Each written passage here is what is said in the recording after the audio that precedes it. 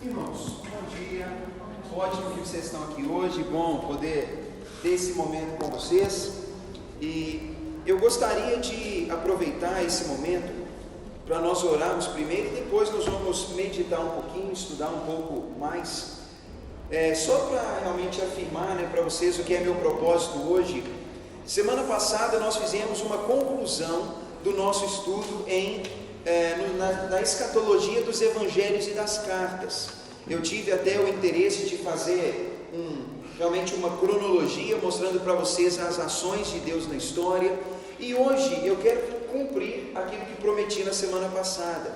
Eu quero dar algumas orientações, mostrar um pouquinho o que é o plano de fundo da história do Apocalipse, para que isso possa abrir um pouquinho mais o entendimento para o estudo desse livro. Pode ser que hoje a gente faça isso, ou exija semana que vem ou uma outra, mas o meu interesse, ele não é inicialmente de estudar o livro do Apocalipse. Meu interesse é dar um guia, um panorama geral, e depois incentivá-los a buscar no Apocalipse, ler com essa visão, tá certo? Eu sei que existe muita curiosidade aí, existem muitas dúvidas, e tem muita informação, e eu realmente preciso que Deus me ajude a ser claro e não gerar mais confusão do que já pode ter na mente, Então não é meu interesse, eu quero ser claro, então nós vamos orar a Deus pedindo para que a gente possa pensar um pouquinho nesse assunto, tá? Santo Deus, eu quero te agradecer, ó Pai, por esse momento. Nós reconhecemos que precisamos da Bíblia, porque ela é a nossa fonte de conhecimento, ela é o livro que dá o norte para a nossa fé. E nós queremos, ó Pai, não apenas reconhecer a Bíblia dessa forma, mas nós queremos, ó Pai, entender a mensagem dela, queremos, ó Pai, assimilar aquilo que ela diz, e assim nós te pedimos, ó Deus, abra o nosso entendimento, para que nós sejamos capazes, ó Deus, de entender, que sejamos capazes de colocar em prática em nossa vida aquilo que a Bíblia nos ensina. O livro do Apocalipse, Pai, ele é um livro que tem bastante dificuldades para o entendimento, ele representa um livro que traz curiosidade, dúvida e medo na mente das pessoas, mas eu peço ao Pai que o Senhor nos ajude a enxergar além de tudo isso, e que a gente possa ver nesse livro uma mensagem prática, uma mensagem intencional que visa edificar a igreja do Senhor. Eu peço, Pai, dá-nos iluminação nesse momento. Ilumina também, Pai, os alunos, os outros professores, todas as classes. A bem da verdade, ó Pai, oramos por todas as igrejas que têm um momento como esse. Dê às pessoas um momento de aprendizagem e que o amor pelas Escrituras possa crescer no coração de cada um. É a nossa oração em nome de Jesus. Amém. Quando a gente fala, irmãos, de Apocalipse, essa é uma palavra tomada realmente emprestada do próprio idioma grego, sabia? A palavra que nós temos no nosso livro, Apocalipse, é a palavra grega que é Apocalipse mesmo. É uma palavra que significa revelação, manifestação. Ela diz respeito a algo que é trazido para o conhecimento das pessoas. Não significa necessariamente que é algo criado ou inventado, mas é algo que realmente já está em curso, que já é do conhecimento de Deus, já está em movimento na história, mas que é trazido para o conhecimento das pessoas. De alguma forma, irmãos, quando eu penso na palavra Apocalipse, logo vem à minha mente a ideia de um palco onde se tem uma cortina, e ali nós não vemos o que está por trás das cortinas, mas quando elas são abertas, os espectadores podem ver o que já está ali. Não significa que a gente realmente está vendo algo que é inventado, é uma criação. Não é assim. Nós só estamos vendo algo que já está presente, que já está nos planos, que já está sendo preparado, algo que já está na mente de Deus. As cortinas apenas se abrem e a gente pode conhecer essa história. Quando a gente fala do Apocalipse, a gente está realmente, irmãos, mencionando assim, assuntos que vão mexer com o nosso entendimento. E ao longo dos anos, muitas pessoas têm tentado interpretar esse livro, muitas pessoas estão tentando desenvolver um sistema para a interpretação do Apocalipse, e a conclusão que logo se chega é: todo mundo esbarra em algum ponto. e não há uma unanimidade, não há uma concordância plena. E para vocês terem uma ideia, vou dar um exemplo, né? Por exemplo, João Calvino. João Calvino, ele é um dos maiores teólogos que já existiram. E se você procurar comentários bíblicos do João Calvino, você vai achar comentários dele de todos os livros do Novo Testamento. E você vai achar de vários, ou se não todos do Antigo Testamento. Esse cara, ele se dedicou em pregar a Bíblia e em fazer comentários da Bíblia. Ele fez de tudo, menos de um. Ele não fez do Apocalipse. Aí você fala, mas por quê? O cara fez de todos. Por que quando chega justamente naquele, ele não vai fazer? Certamente, irmãos, aquilo reflete para nosso entendimento que ele realmente esbarrava em algumas limitações de interpretação, ou ele entendia que não há no Apocalipse uma base sólida para interpretar como se interpreta os outros livros. Então, reconhecendo-se limitado, ele prefere não fazer. Isso aconteceu com muitos outros do passado, porque, irmãos, é um tipo de literatura totalmente diferente. Quando nós falamos de Apocalipse, é importante pensar na expressão literatura apocalíptica. Esse tipo de literatura, ela é muito específica, e o livro do Apocalipse, ele nos mostra literatura apocalíptica. Parece que eu estou chovendo no molhado, né? Porque se é Apocalipse, significa que é literatura apocalíptica. O pessoal deve pensar, nossa, o pastor está queimando fosfato ali por uma bobagem dessa, eu não entendi. Mas não é essa a minha ideia. Literatura apocalíptica, irmãos, ela era extremamente comum nos meios judaicos. A comunidade judaica, ela tinha muitos escritos apocalípticos. Comunidades, por exemplo, comunidades dos essênios. Aí você fala, poxa pastor, não sei quem são essênios.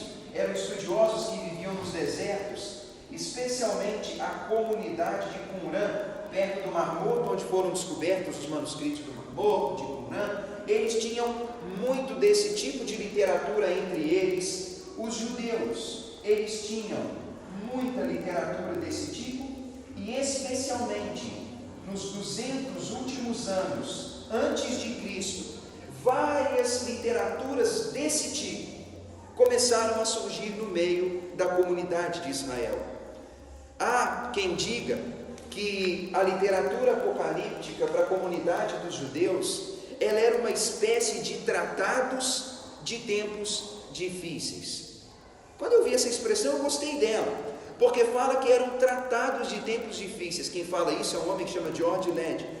Ele menciona esse termo porque ele diz que quando os judeus passavam por momentos difíceis, sempre havia e surgia no meio deles algum tipo de literatura que motivava, que inspirava, que dava para eles um gás nessas épocas de crise e de dificuldades. Por isso a literatura apocalíptica, ela é realmente um tipo de literatura que injeta ânimo nas pessoas.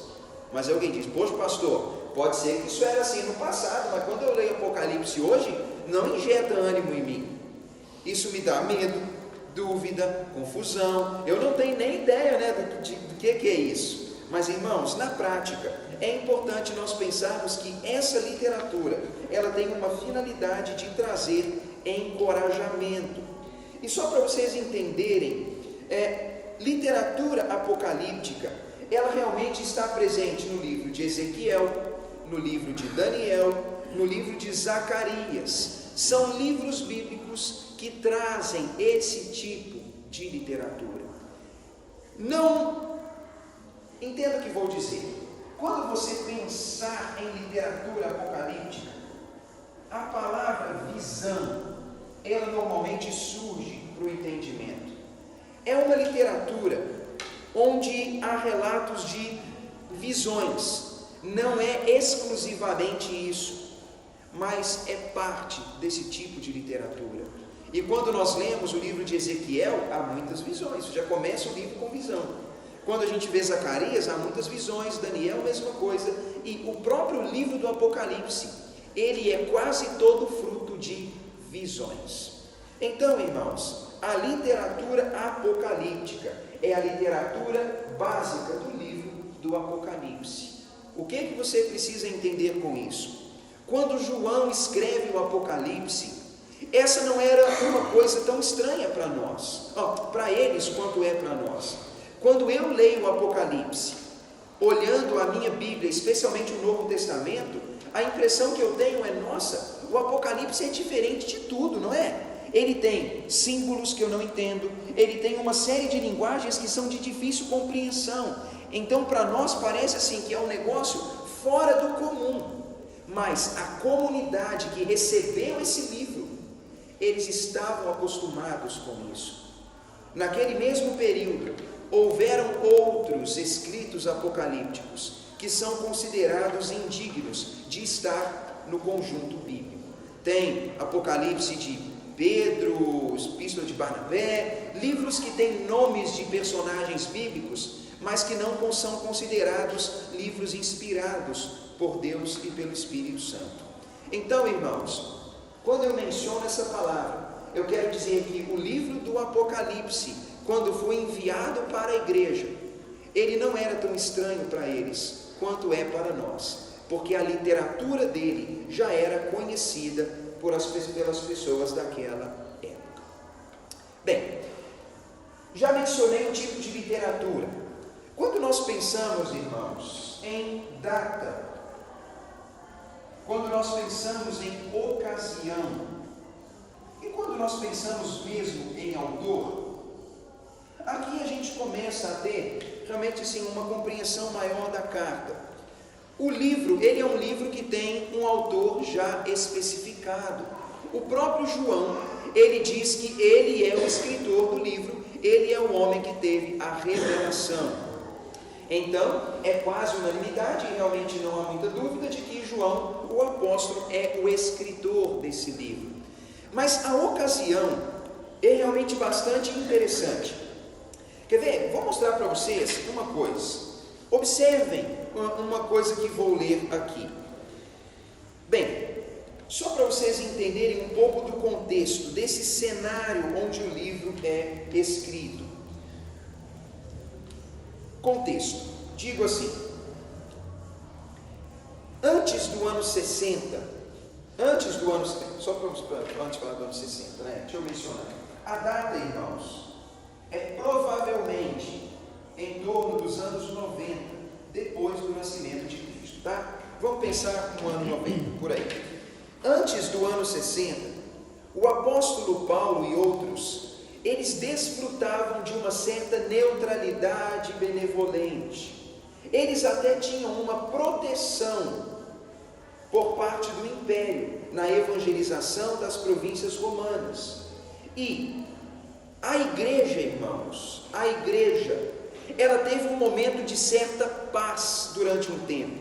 Para vocês entenderem um pouquinho, vamos assumir, que Jesus Cristo morreu no ano 33. Durante um período de tempo, até lá pelo ano 60 aproximadamente, a igreja nesse período, ela teve certa paz. Havia alguma perseguição nesse período, mas era mais perseguição por parte dos judeus, dos escribas, dos fariseus, era mais uma perseguição religiosa do que propriamente uma perseguição política. Existe algo naquela época chamado assim de Pax Romana. Eles tinham alguns conceitos desse tipo que davam às pessoas uma liberdade para fazer as coisas que queriam. Eles tinham certa segurança e a própria igreja, ela teve paz nesse período. Eles iam e pregavam o evangelho, eles iam de cidade em cidade. O apóstolo Paulo fez viagens missionárias, ele fez aquele trabalho e o Império Romano, ele criou um ambiente propício para isso. Aí alguém diz, pastor, Paulo foi perseguido, os apóstolos foram perseguidos, não pelo Império Romano, eles eram perseguidos por religiosos que tinham inveja. Então eles eram perseguidos pelos próprios judeus e religiosos. O Império Romano não foi um problema, até provavelmente os anos 60. Mas o cenário ele muda depois dos anos 60, e por quase 2 séculos, o cristianismo ele não teve o direito de existir aos olhos da lei romana. Se o Império Romano não foi um obstáculo nesse período, irmãos, até os anos 200, vamos pensar aqui, a coisa foi feia. Era considerada uma religião ilícita, ilegal. A situação ficou crítica para a igreja desses anos aqui em relação ao Império Romano. Enquanto a lei romana considerou o cristianismo uma variante do judaísmo, ou seja, nesse período, o Império Romano olhava para o cristianismo, para o judaísmo e pensava, é a mesma coisa, é tudo igual. Pensava, é um povo que segue um tal Jesus, que é judeu, então está tudo certo. O Império Romano não tinha problema com isso, achava que era tudo a mesma coisa. Enquanto eles viam isso, o cristianismo teve uma certa permissão, era considerado sim uma religião permitida, tudo bem. Mas quando começou-se a fazer uma distinção clara entre cristãos e judeus, a situação ficou mais perigosa. O cristianismo, irmãos, pouco depois do ano 60, ele começou a ser considerado ilegal e começou a ser alvo de uma perseguição inimaginável. No ano 64, surge um imperador chamado Nero.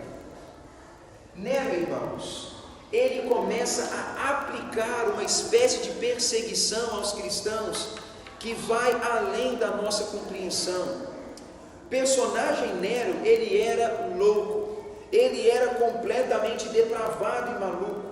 E Nero, ele começa então uma espécie de perseguição aos cristãos, que teve uma motivação pessoal de maldade e ao mesmo tempo também um sentimento de autodefesa. O que acontece, irmãos, no Império Romano? Eles começaram a ver o cristianismo como uma ameaça. Eles começaram a pensar que o cristianismo, ele era um perigo para o império. Por quê? Eles achavam que eles motivavam uma nova forma de vida, que não colocava aquelas pessoas debaixo do domínio romano com uma aceitação passiva. O que eu quero dizer com isso? Quando o cristianismo surge, irmãos, com Jesus Cristo, o Império Romano dominava ali, mas o Império Romano vivia em paz com a comunidade dos judeus. Se os judeus que eram escravizados se mantivessem na linha, tudo bem, não tinha problema, né? Eles cumpriam os deveres deles, pagavam os impostos, eles não iam contra o Império Romano, eles faziam tudo direitinho, então tinha paz. O dominador ficava em paz com o dominado, se tudo seguisse as regras, e era assim. E quando o cristianismo surge, ele surge nesse pacote. Só que com o passar do tempo, irmãos, aquela tal seita dos seguidores do tal Cristo, ela começa a tomar uma proporção muito grande. O cristianismo começa a crescer e começa então a se tornar uma comunidade muito distinta, começa a causar uma influência na sociedade, e o Império Romano então começa a olhar para aquilo e pensa, opa, esse povo é ameaçador. Eles começam a se sentir incomodados com o tipo de comunidade, com o estilo de vida. E por quê, irmãos? O cristianismo ensinava que só existe um Senhor. E o Império Romano, ele tinha uma premissa básica: César, o imperador, ele é o Senhor. Mas os cristãos, eles vão dizer, não tem esse lance de César ser Senhor, não tem isso. O Senhor é Jesus. Então eles diziam, só existe um Senhor, diante do qual a gente deve dobrar os joelhos. O cristianismo então, irmãos, pouco a pouco, ele passa a ser uma ameaça para o Império Romano. E Nero então trava uma grande batalha para começar a combater esses cristãos. Então, irmãos, quando vocês lerem a Bíblia, a partir do ano 60, vocês podem saber que uma grande perseguição surge no meio da igreja. Nero foi o assassino de Pedro, de Paulo e de muitos outros cristãos, tá certo? Bem, essa é uma parte do contexto, mas deixa eu ler um pouquinho mais, tá? Fala assim: quando nós entendemos a temática do Apocalipse, a gente pode entender um pouco mais do contexto. A partir do ano 90, surge um imperador cujo nome é Domiciano. Vamos dizer aqui, irmãos, ano 90. Isso depois do nascimento de Cristo. Um imperador chamado Domiciano. Irmãos, isso aqui pode parecer assim, não tem nada a ver com aula de escola dominical, né? Estou transmitindo saber, certo? Então, vejam isso com bons olhos, isso vai te ajudar a ver o panorama bíblico. Se a partir do ano 60, Nero começa uma perseguição forte. Irmãos, a perseguição continuou durante muito tempo. Como eu disse, do ano 60 aproximadamente até o ano 200 ou 300, o cristianismo foi considerado ilícito, proibido. Aí os anos se passam e no ano 90, um imperador chamado Domiciano, ele está no império, no domínio romano. E ele foi o primeiro imperador, a partir do ano 86, a trazer para si aquilo que era apenas de Deus. O que Domiciano começou a fazer, irmãos? Ele começou fortemente a dizer que o imperador é Deus. Ou seja, Domiciano queria ser reconhecido como Deus. Ele queria ser visto dessa forma. Ele queria ser tratado dessa maneira. Com isso, então, o cristianismo, ele começa a se tornar uma religião proibida, porque ela é considerada inimiga do Estado, porque ela não se dobra diante do imperador. O que o primeiro mandamento nos ensina, irmãos? Que só existe um Deus, e que só esse Deus nós adoramos. É o primeiro mandamento dos judeus. Então veja, não é só os cristãos que agora estão em apuros, os próprios judeus estão em apuros, porque como eles diriam que Domiciano é Deus e Senhor, se o primeiro mandamento da lei de Moisés fala que só Deus é Senhor e pode ser adorado, a coisa começou a ficar ruim. Para judeu, para cristão, o cenário ficou complicado, porque aqueles que seguiam a lei de Deus, os mandamentos de Jesus Cristo, estariam em contradição com o Império Romano. Então estava dado o motivo para grandes perseguições que se seguiriam por cerca de 200 anos. O que aconteceu, irmãos? A partir desse momento, os cristãos eles passaram a viver em uma insegurança que foi apoiada pelo Império Romano. Cada cristão e judeu podia perder sumariamente de uma hora para outra, por causa da sua fé, os seus bens e a própria vida. Irmãos, o cenário que os cristãos viveram nesse período era um cenário catastrófico. O Império Romano queria que as pessoas reconhecessem o imperador como Deus, como Senhor. Mas Deus, o Deus que nós vemos nas Escrituras, é o único Deus. Jesus Cristo é o único Senhor. Como se dobrariam diante disso? O império queria. Então, irmãos, as pessoas estavam em apuros. Elas eram perseguidas, elas eram roubadas, suas casas eram saqueadas. De uma hora para outra, a vida delas ficou de pernas para o ar mesmo. Para vocês entenderem o tamanho da maldade do Domiciano, vou ler um parágrafo de uma biografia. Fala assim: em 18 de setembro do ano 96, pouco aqui, né? A esposa de Domiciano, ela manda um velho escravo assassiná-lo no quarto de dormir. Foi um movimento feito pela esposa, por senadores e por líderes romanos. Eles matam o próprio imperador. O império então começa a respirar aliviado.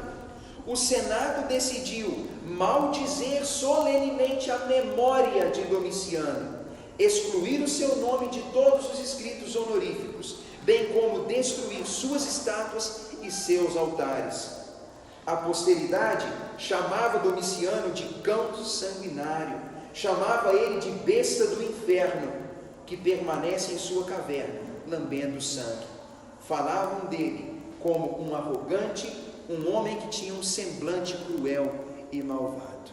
Irmãos, Domiciano era tão mau que o próprio Império Romano o mata. E veja, se a sua comunidade trata assim um homem como esse, tenta imaginar o tamanho do sofrimento que ele impingiu sobre a igreja. Pensem, irmãos, o tamanho da dor, o tamanho do mal que esse homem fez. Era isso que a igreja estava vivendo. Então, imagine comigo, era um tempo difícil. Eu mencionei para vocês que a literatura apocalíptica, ela é conhecida como tratados de tempos difíceis. Normalmente nessas épocas, quando eram épocas de bastante dor e sofrimento, muita coisa era feita para incentivar as pessoas.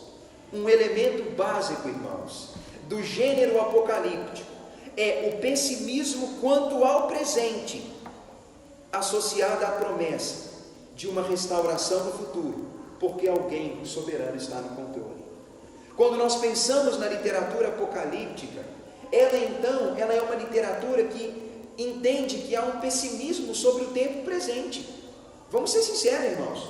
Se nós estivéssemos vivendo nos dias de Nero, nos dias de Domiciano, você andaria para lá jubiloso, pensando assim: minha vida está indo de vento em popa, né? Barquinho está navegando fortemente nas águas.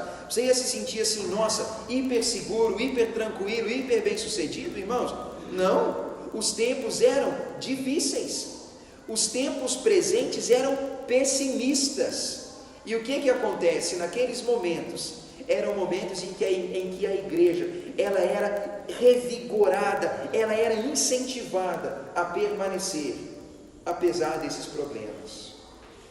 Afirmo para vocês isso, irmãos.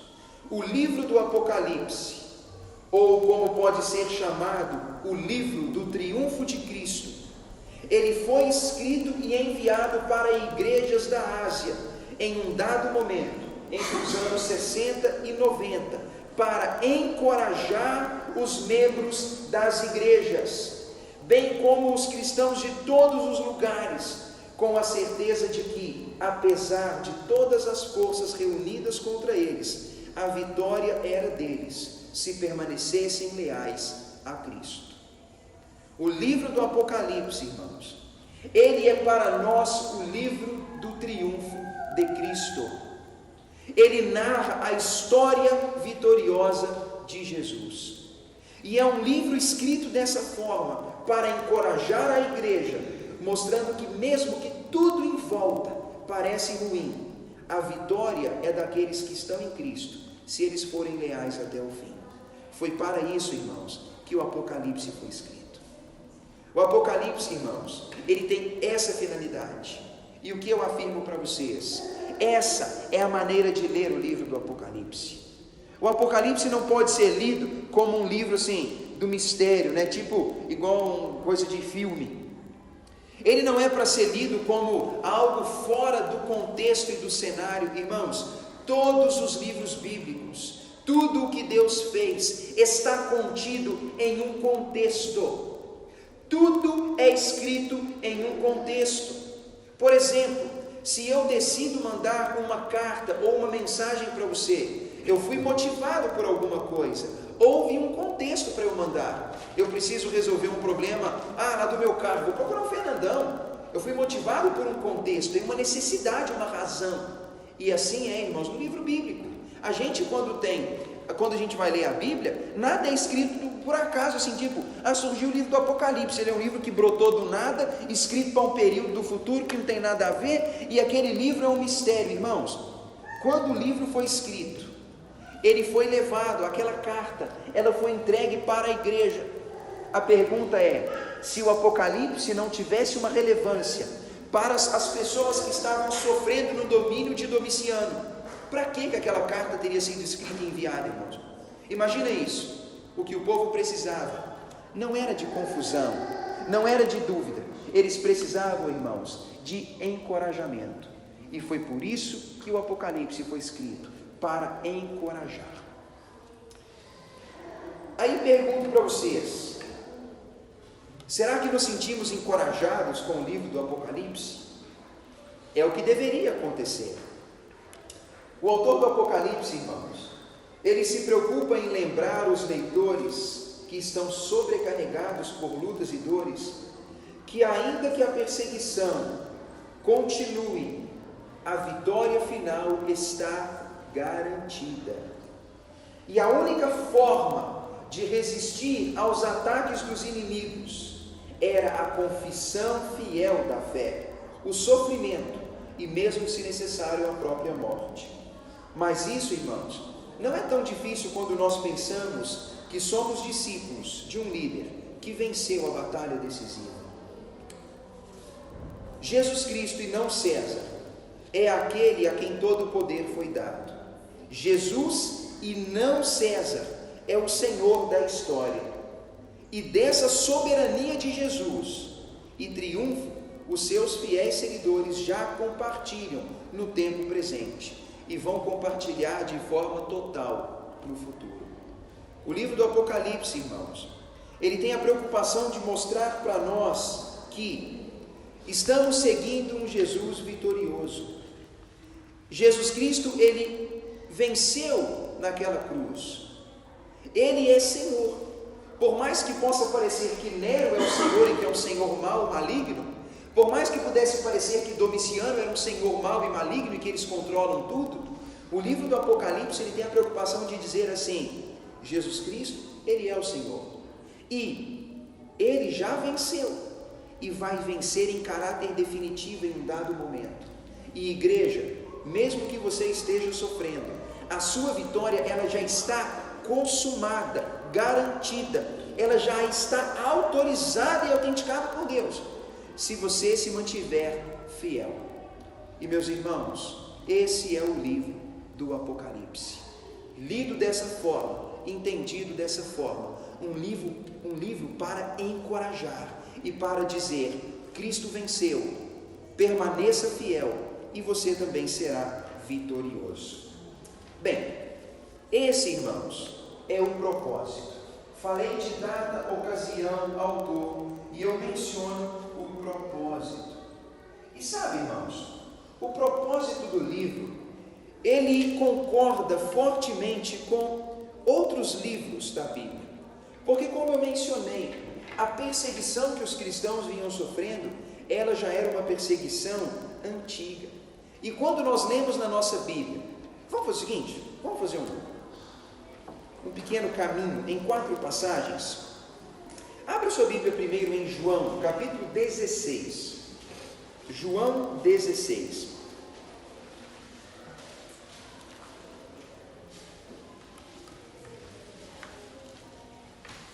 João 16, nós vamos ler o versículo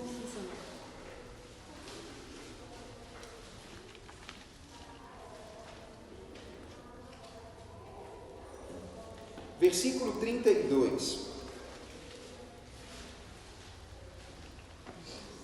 João 16, 32.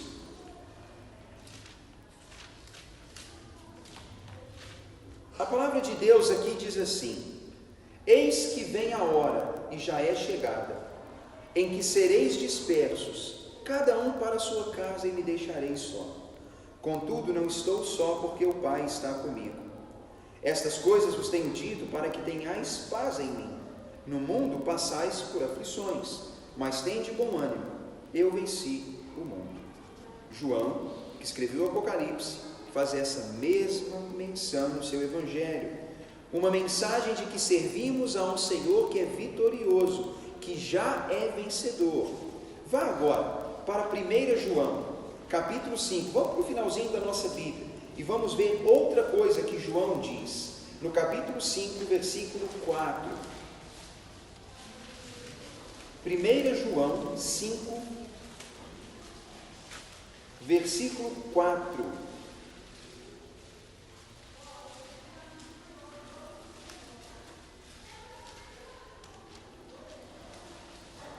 João 5,4.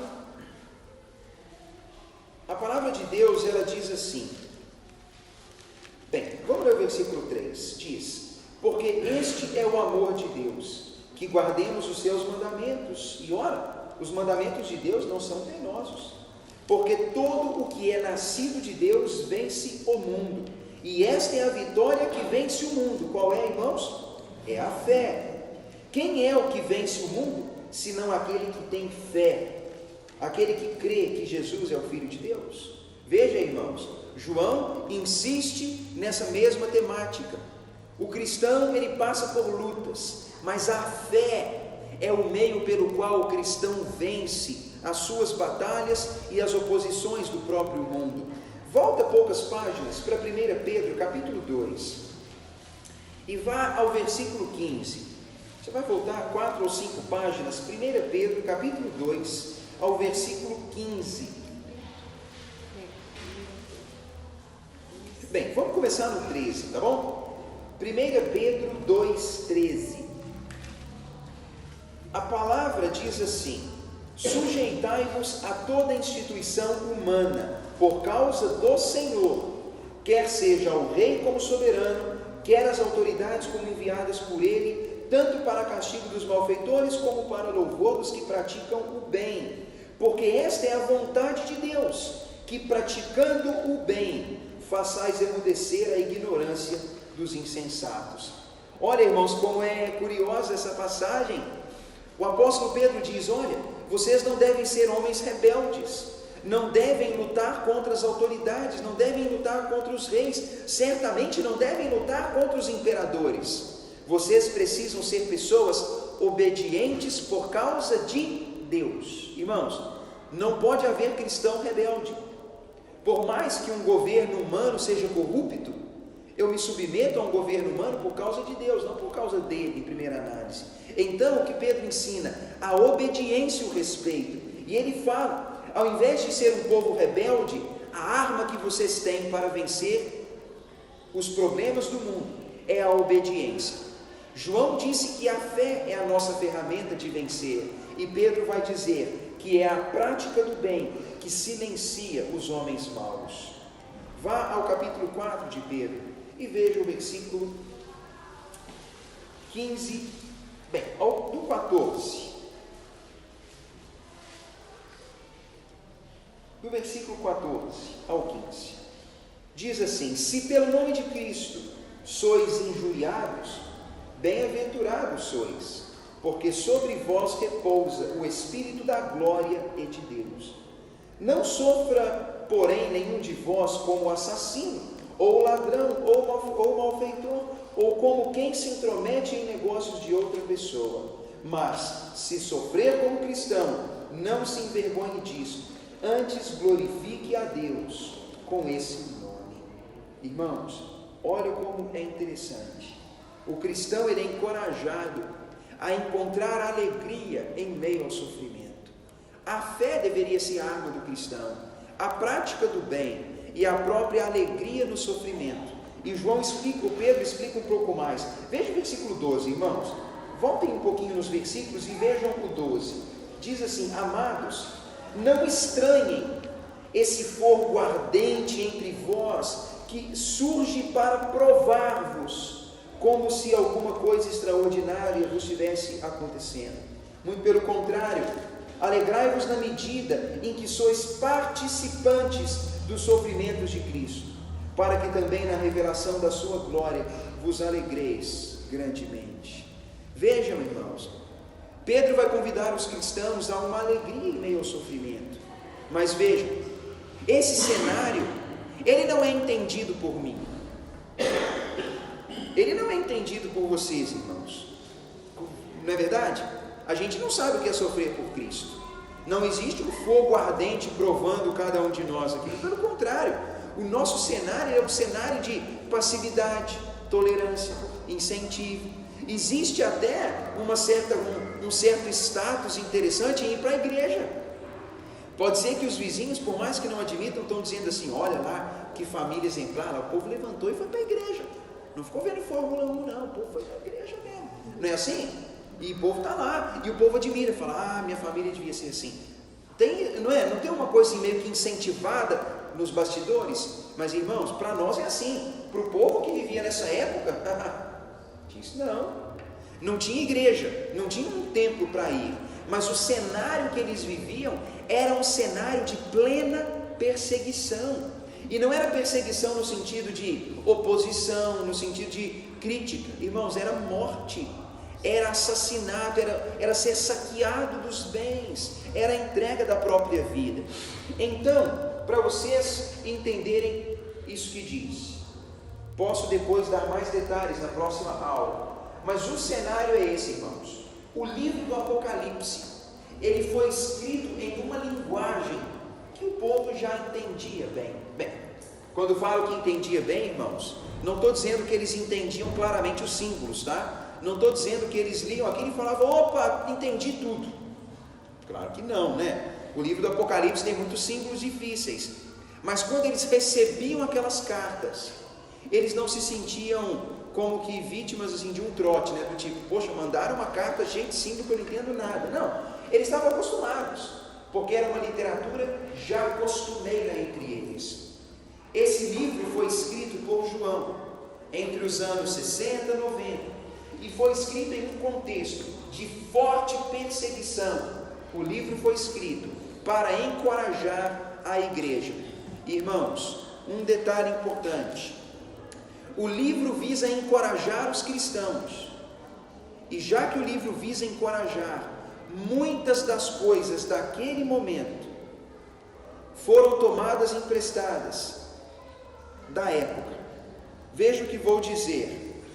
Muitos símbolos que constam no livro do Apocalipse foram tomados emprestados de ocasiões do primeiro século, como o próprio Império Romano. Eu tenho certeza, irmãos, e aqui eu realmente falo com certeza absoluta, quando aqueles cristãos leram o Apocalipse e eles ouviam falar de besta, de perseguição, de assassinato, na cabeça deles só devia passar Roma. Quando eles liam aquilo, eles não pensavam como nós, no povo de hoje, que pensa nos negócios muito fora do normal. Quando eles liam aquele livro, e veja, só um detalhe, quando eles liam aquele livro, eles podiam ter um panorama, eles poderiam ver no livro a visão de Jesus glorificado. Jesus, irmãos, vitorioso, é a base da nossa fé. A igreja, quando recebeu o Apocalipse, viu João dizendo, eu vi Jesus glorificado em glória, né, irmãos? O livro fala de advertências às igrejas da Ásia. Era algo bastante comum naqueles dias, uma mensagem específica de advertência. Advertiu Éfeso, Sardes e as igrejas assim por diante. O livro fala que os eleitos de Deus eram perseguidos por Roma. Roma, irmãos, era uma espécie de besta destruidora. O livro fala que no final das contas, Satanás é o grande instigador, a mente por trás da perseguição. Que não era Roma, ou que não é o império humano perseguidor em primeira análise, mas que por trás de toda a maldade se encontra o próprio Satanás. Mas o livro quer mostrar que Deus governa, soberano, todos os eventos da história. Deus, Ele sabe de tudo, Ele controla tudo, é por sua palavra de permissão que tudo acontece. O livro vai mostrar que pragas e castigos foram ocasionadas para advertir os ímpios e maus, mas o livro mostra que eles continuariam insistindo na rebeldia, o que levaria à destruição final. Isso lembra, irmãos, um pouco as pragas do Egito. Deus usa pragas para advertência, mas eles insistem na rebeldia, eles sofrem uma punição severa no fim. Traz uma certa lembrança das pragas. O livro mostra que o governo dessa terra, ele é corrupto e ele será destruído.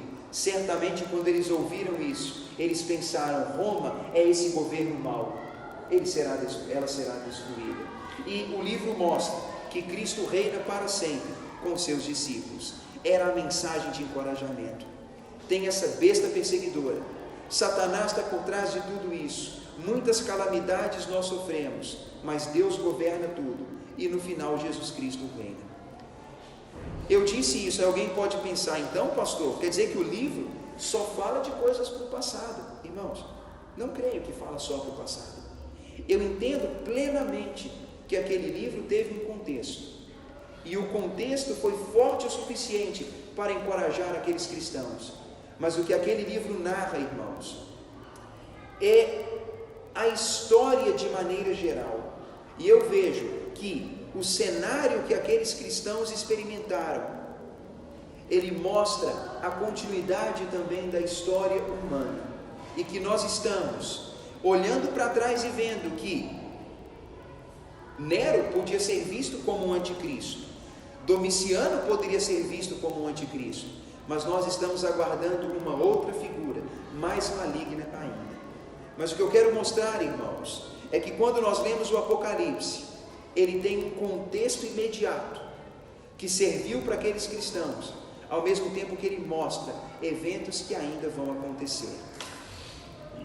Semana que vem eu vou falar um pouquinho mais desse aspecto, mas com isso que eu mencionei, irmãos, eu quero mostrar para vocês que o Apocalipse, ele tinha um contexto, ele tinha uma utilidade, e que aqueles cristãos, quando receberam aquele livro, eles receberam para serem encorajados.